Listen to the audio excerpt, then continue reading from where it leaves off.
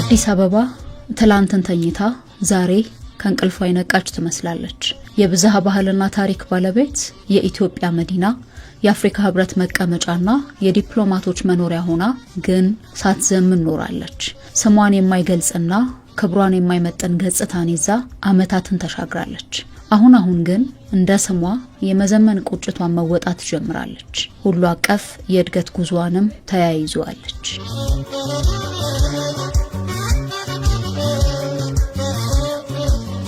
ዘመን ተሻጋሪው የኮሪደር ልማት ስራ የአዲስ አበባን ገጽታ ለውጦታል። በሁሉም ዘርፎች እድሜዋንና ስሟን የሚመጥን ውጤታማ ስራ በመሰራቱም ተመራጭ ከተማ ወደ መሆን እየተሸጋገረች ትገኛለች።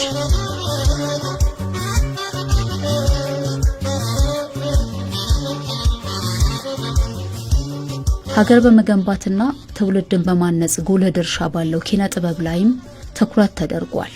አዲስ አበባ ጽዱ፣ ውብና ለነዋሪዎቿ ምቹ ከተማ ከመሆን ባሻገር በተያዙ አካታችና በተቀናጀ ልማት በኪነ ጥበብ ዘርፍም ለከያንያንና ለተደራሲያኑ ምቹ ዕድል የፈጠሩ መሰረተ ልማቶችን ዘርግታለች።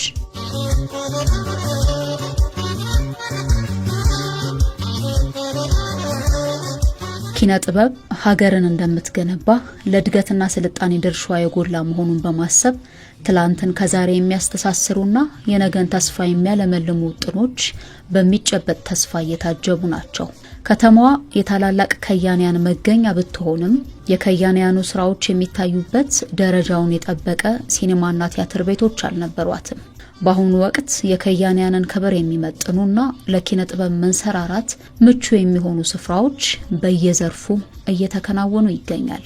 ነባር የቲያትርና ሲኒማ ቤቶችን የማደስና አዳዲሶችን የመገንባት ስራ በማከናወን ለኪነ ጥበብ ምቹ፣ ውብና ጽዱ እንዲሁም ዘመኑን የዋጀ ቴክኖሎጂን የማሟላት ስራ ተሰርቷል።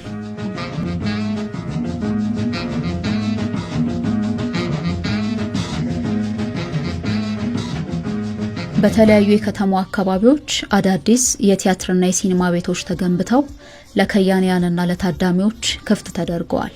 እነኚህ ባህሎቻችንንና እሴቶቻችንን እንዲያስተዋውቁ የተገነቡ አዳዲስ የቲያትርና የሲኒማ ኮምፕሌክሶች የኪነ ጥበብ ኃይልን ያገናዘቡ፣ በሀገር ሁለንተናዊ እድገት ውስጥ ደግሞ ጉልህ ሚናቸውን እንዲወጡ ታሳቢ ያደረጉም ናቸው። የሲኒማ ኢንዱስትሪ የሚፈልጋቸው ቁሳቁሶችና ምቹ ስቱዲዮዎችም ተሟልተውላቸዋል።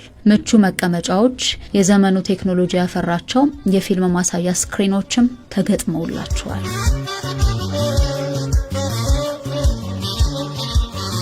ከነኚህ ውስጥ በሰንጋተራ የተገነባው ዘመናዊው አዲስ የሲኒማ ማዕከል አንዱ ነው። እያንዳንዳቸው 887 እና 592 ታዳሚዎች የማስተናገድ አቅም ያላቸው ሁለት የሲኒማ ቤቶችን በውስጡ ይዟል። ዘመን ተሻጋሪና ሀገረሰብ እውቀቶችን ከፈጠራ አሰናስሎ ትውልድ የሚመራመርበትን እድል የሚሰጥና ጥበበኛ ትውልድን ለመፍጠር ታሳቢ ባደረጉ መሰረተ ልማቶችም አቀናጅቶ የያዘ ነው። ዘርፉ የሚፈልገውን በአንድ ማዕከል የማሟላትና አገልግሎት የመስጠትን እሳቤ ይዞ የተገነባ ዘመናዊ ሲኒማ ማዕከልም ነው። ይህ ዘመናዊና ለሲኒማ አገልግሎት ብቻ እንዲውል ታሳቢ ተደርጎ የተገነባው ባለ 15 ወለል ኮምፕሌክስ ህንፃ 4 ወለሎችን የያዘ የመኪና ማቆሚያም አሉት።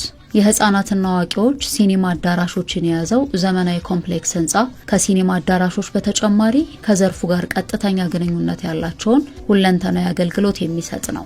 የስዕል አርት ጋላሪዎች፣ ሀገራዊ እሴቶችን የሚያስተዋውቁ ባህላዊ እቃዎች፣ ስቱዲዮ፣ የፈጠራና የቤተ መጻሕፍት እንዲሁም የህፃናት ጌም ዞኖችን ያካተተ ማዕከል ነው።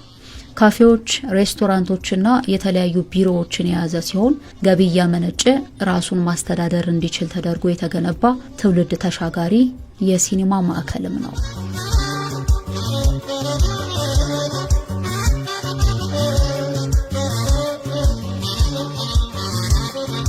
ሌላኛው የጥበብ ኃይልን ታሳቢ ያደረገውና ለመጪው ትውልድ ትኩረት የሰጠው የህፃናትና ወጣቶች ቲያትርና ሲኒማ ኮምፕሌክስ ህንፃ ነው። ይህ ኮምፕሌክስ ዓለም አቀፍ ደረጃውን ጠብቆ የተገነባ ነው።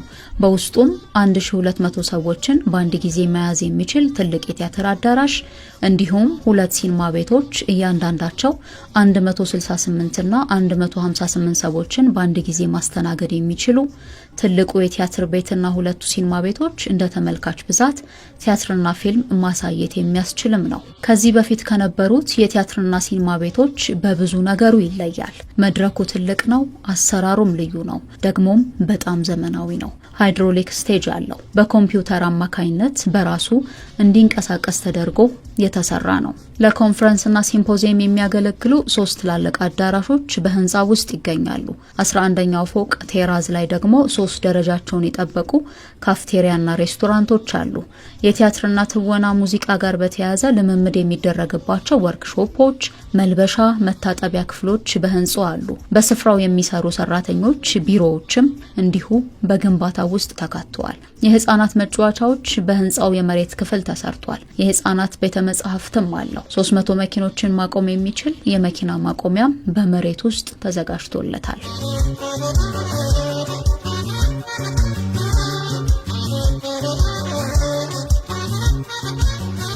የኪነ ጥበብ ስራዎች በአዳራሽ እንዳይገደቡና ወደ ማህበረሰቡ እንዲደርሱ ሰፊ እድል የፈጠሩ አምፊቲያትርና ፕላዛዎች ደግሞ የህብረተሰቡን የታዳሚውን ደረጃን እየጨመሩ ናቸው።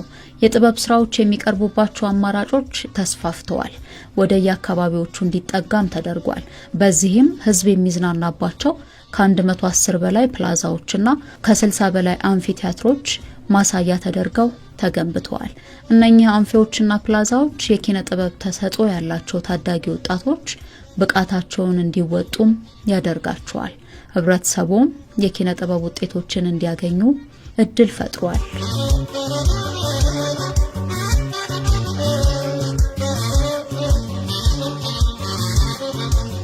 የሀገርን ባህል ታሪክና እሴቶችን ለዓለም ከማስተዋወቂያ መንገዶች አንዱ ኪነ ጥበብ ነው። ኪነ ጥበብ ለሀገር እድገትና ብልጽግና ሚናው የጎላ ሲሆን የአንድ ሀገር እድገትና የስልጣኔ መገለጫም ነው።